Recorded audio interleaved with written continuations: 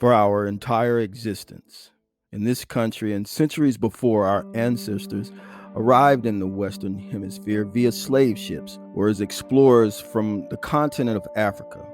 We as a people have always been connected to the land. We lived along riverbeds and grew crops, which evidence still exists today at places like Talltech Mounds in Lonoke County.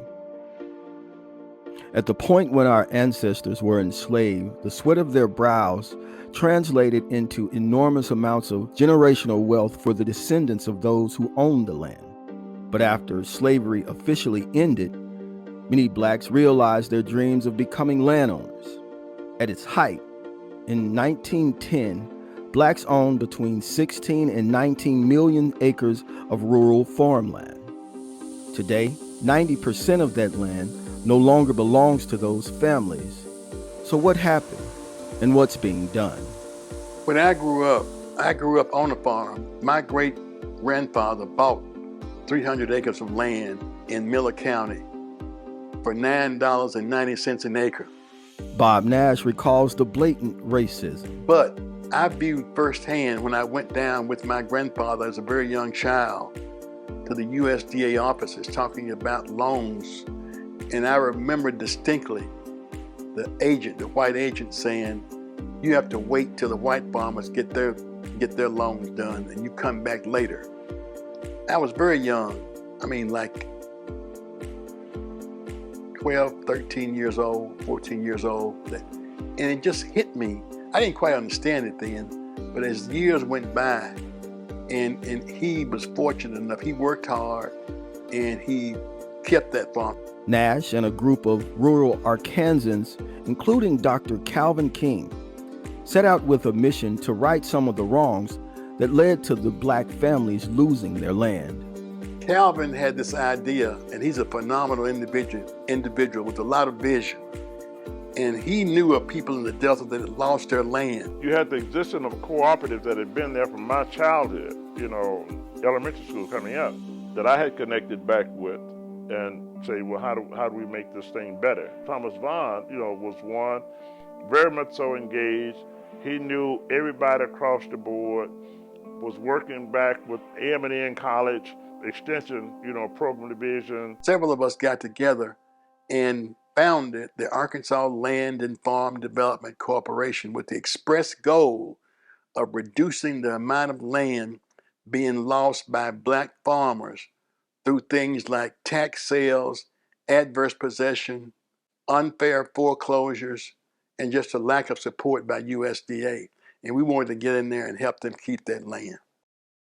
Being a member is just like coming home. We're all a part of it, like a family. If we stay in, we can continue to grow. A.J. Hancock. Events like the Elaine Massacre in Elaine, Arkansas, theft of land in Rosewood, Florida, and the bombing of Black Wall Street in Tulsa, Oklahoma, contributed to the loss of land as a resource. Individuals like Ephraim Lewis, Berlin Jones, Reverend W.C. Timms, Wilbur Peer, and Freeman McKendra all had connections to the land, having grown up on farms, and were very familiar with the families losing their land. And I use the term legal theft. Legal theft. For an example,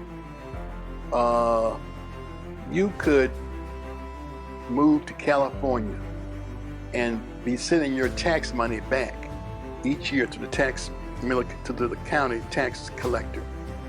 But someone living in Miller County could go and start working your land. You're in California. You're not interested in coming back, but you're paying your taxes. But this person starts working your land, and there's a process called adverse possession, where that person, after a certain number of years, could own your land. That's the law of the land. Own your land just because they go in and work it, and you haven't been there. In order to be effective, ALFDC needed a base of operation. The organization found a place that would serve as an inspiration for their goals moving forward. They bought 277 acres in Fargo, Arkansas, previously owned by Floyd Brown, a visionary who started the Fargo Agriculture School in 1920. One of the mottos of the Learning Academy was, "The best is yet to come," a bit of foreshadowing for the work that would be done by the new owners. That was like the untold story of outreach. Floyd Brown had farmers meetings down here, and all these folks was connecting back to each other. Said all kind of connecting one kind. Yes, when he was starting and having those meetings, that was from a school sample, but outreach, and then they were having still other meetings. So it's education again, it's outreach also. Same thing Floyd Brown was doing, and part of his vision and what he was doing then. It is education. It is related to agriculture.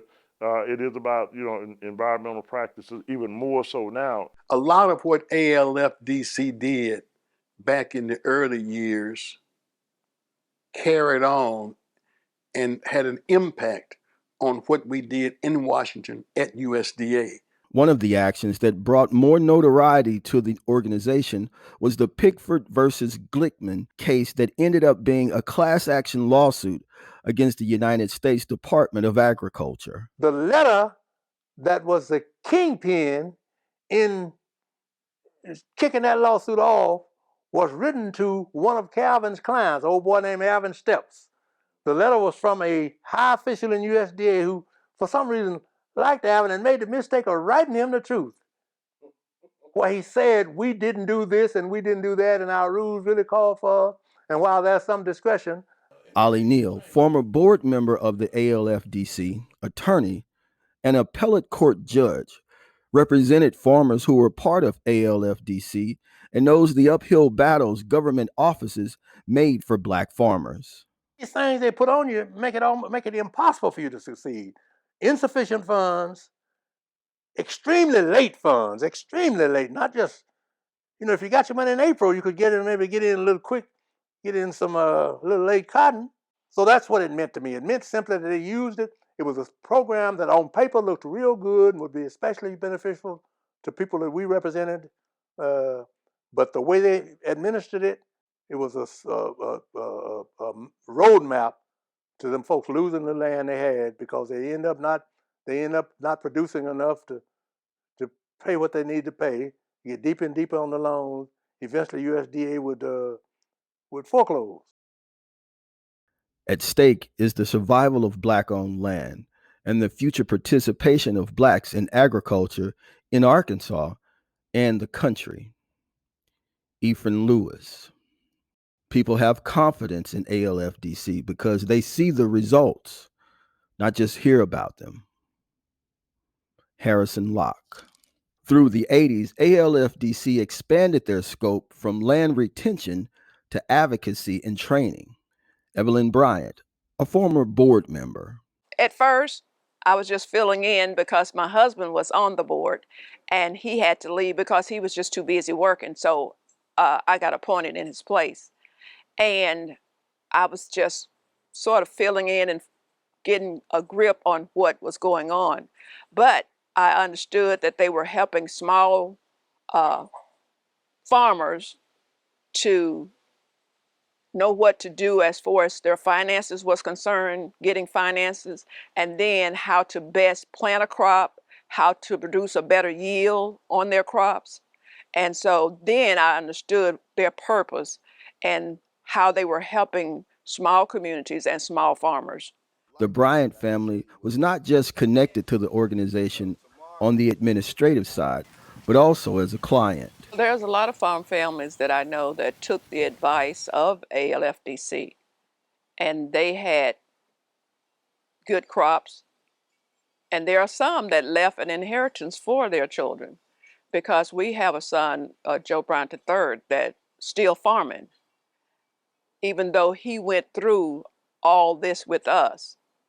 He was determined that he was going to farm and he was going to make it work, and he's still doing it. And the advice that is given out, we take it, we hold on to it. In 1990, the New York Times recognized the Arkansas Land and Farm Development Corporation. That same year, the USDA gave the organization their Partnership Award. In addition, Calvin King was given the MacArthur Foundation's Genius Award. But the organization's national influence reached its pinnacle when William Jefferson Clinton was elected as the 42nd President of the United States. At USDA, you didn't have any black assistant secretaries. When you put Mike Espy in, he brought in assistant secretaries and undersecretaries, which are the top people who run the department. So that was just a culture shock for there were 125,000 people who worked for USDA. The people at the very top, you had never had any blacks running those divisions, big divisions. I ran the Rural Development Division. I had 12,000 employees and an $8 billion a year budget. And we made sure, me and the other assistant secretaries and undersecretaries made sure that money was broadly sent out across areas where it had never been done before. So again, that's the impact that ALFDC had on what we did up there. It was a culture shock, but because we were there and we were in charge, we made it happen. And it saved thousands of acres of land across the rural South.